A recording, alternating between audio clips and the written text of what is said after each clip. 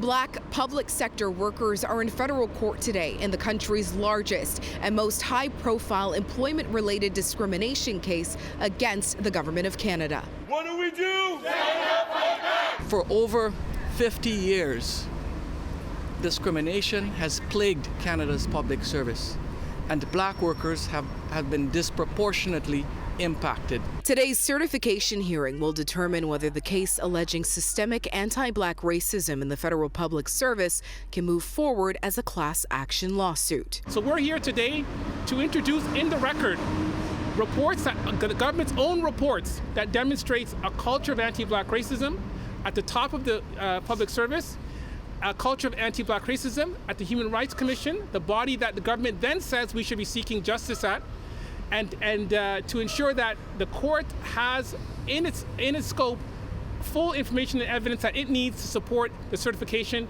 of this class action. 1 day longer! 1 day strong! It is the latest in a 4-year battle seeking $2.5 billion in damages for lost salaries and pensions of black employees and job applicants across 99 government departments and agencies dating back to 1970.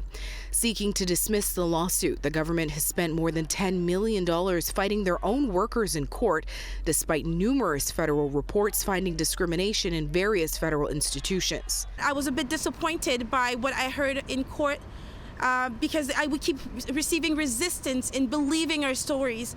These folks are not lying, they're telling their truth. They acknowledge that, yes, there's discrimination in the public service, anti-black racism is wrong.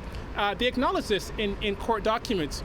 What they want to tell us, though, however, is that the court doesn't have jurisdiction, the court shouldn't have jurisdiction, and that people should go out and seek individual claims. Federal NDP leader Jagmeet Singh stood in solidarity alongside workers today and says initiatives introduced by the federal government are not enough. So our message is very clear.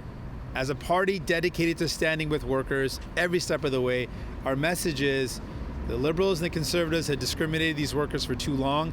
Stop fighting them in court and settle this case. Now, if certified, the lawsuit could cover all 45,000 black public service workers and job applicants from 1970 until now. On Queen Street West, Rhianne Campbell, City News.